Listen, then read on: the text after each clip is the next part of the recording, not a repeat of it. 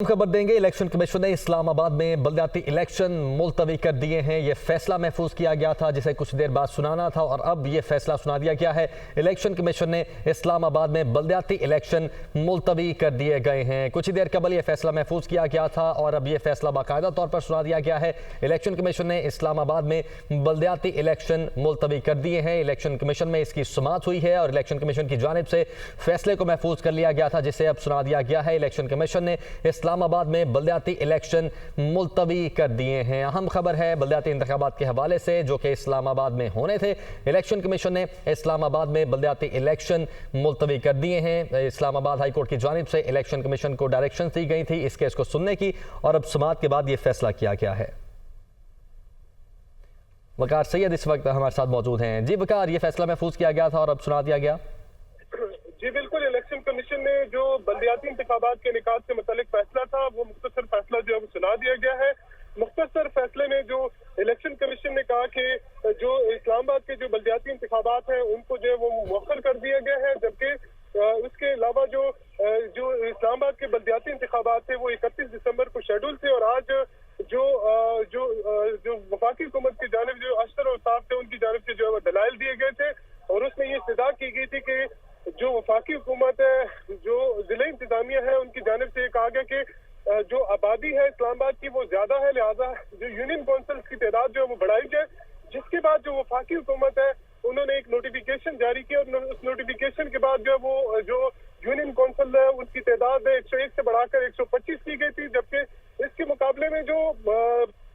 जमात इस्लामी और तहरीक इंसाफ के जो वकला थे, बाबर अवान ने दलाइल दिए थे कि जिन बिल का हवाला दिया गया है उस पर अभी सदर मुमलिकत ने दस्तखत नहीं किए, वो बाकायदा तौर पर अब जो है वो कानून नहीं बना। लिहाजा जो इलेक्शन कमीशन है वो अपनी जिम्मेदारी जो है वो पूरी करे, क्योंकि इस वक्त तमाम तर तैयारियां जो है वो मुकम्मल हो चुकी है और उनकी जानिब से जो इलेक्शन कमीशन के सामने जो दलाइल दिए गए थे उसमें कहा गया कि अब ये फिंगर टिप पे है, यानी 4 रोज के बाद जो है वो इस्लामाबाद में बलदियाती इंतखाबात होने जा रहे हैं। लिहाजा इलेक्शन कमीशन इसके इनेकाद को जो है वो यकीनी बनाए, जिसके बाद तकरीबन जो दोनों तरफ से वकलात हैं उनकी जानिब से 2.25 घंटे जो है ये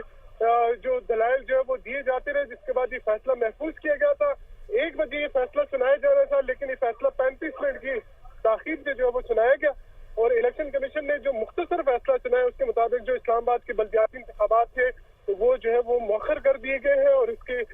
अलावा जो तफसीली फैसला है वो अब आना बाकी है, जिसमें बाकायदा तौर पर इलेक्शन कमीशन जो है वो बताएगा कि वो कौन सी वजूहात थे और वो क्या वजूहात थी जिनकी वजह से ये जो इंतखाबात हैं ये जो है मुलतवी किए गए थे। थोड़ा सा मैं अपने जो नाजरीन है उनको बताता चलूं कि जो इस्लामाबाद के जो बलदियाती इंतखाबात के 101 यूनियन काउंसिल पर तक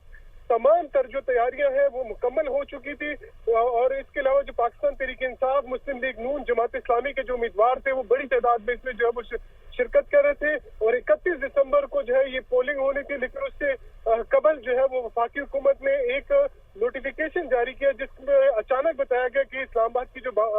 वोटर है उनकी तादाद कम दिखाई गई है। लिहाजा हुकूमत ने अपने एक नोटिफिकेशन के जरिए जो यूनियन काउंसिल की तादाद थी वो 101 से बढ़ाकर जो है वो उसको 125 कर दिया गया था। उसके बाद ये मामला इस्लामाबाद हाई कोर्ट गया था। इस्लामाबाद हाई कोर्ट में जो फरीकैन थे उनकी जानिब से उनका मौक़िफ़ सुना गया और उसके बाद जो इस्लामाबाद हाई कोर्ट था उन्होंने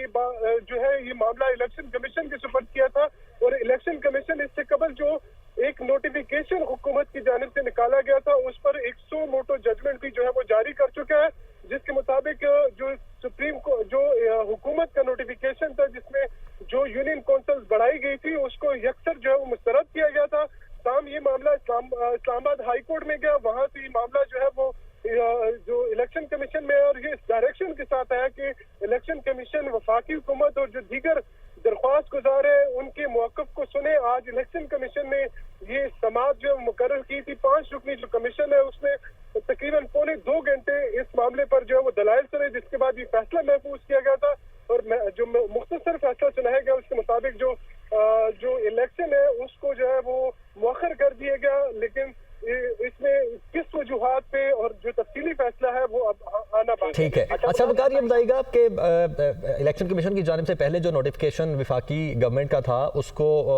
गलत कहा गया और उसको ख़त्म किया गया, लेकिन उसके बाद अब दोबारा जब हाई कोर्ट ने डायरेक्शन दी इलेक्शन कमीशन को, उन्होंने ये फैसला आज किया है और ये मुख्तलिफ फैसला आपने बताया कि सुनाया। अब फैसला यकसर मुख्तलिफ है। अब इलेक्शन कमीशन ने भी ये फैसला दे दिया है कि अभी इंतखाबात नहीं हो सकते हैं, यानी कि उनको मुलतवी कर दिया गया है। यूनियन काउंसिल्स का ऑब्वियसली इशू होगा। तो इतने सारे टाइम में ये क्या एनालाइज क्या किया इलेक्शन कमीशन ने जिसकी बेस पर अपना डिसीजन चेंज किया? देखिए, इसमें जो इलेक्शन कमीशन की जैसे ही वफाकी हुकूमत की जानिब से एक गजटेड नोटिफिकेशन निकाला गया जिसमें यूनियन काउंसिल्स की तादाद बढ़ाएगी, तो उसके मुताबिक इलेक्शन कमीशन ने अपना जो सो मोटो का इख्तियार इस्तेमाल करते हुए एक जजमेंट जो है वो जारी की जिसमें इसको जो है वो रद्द किया गया। उम्मीदवार वही फैसला लेकर जो है वो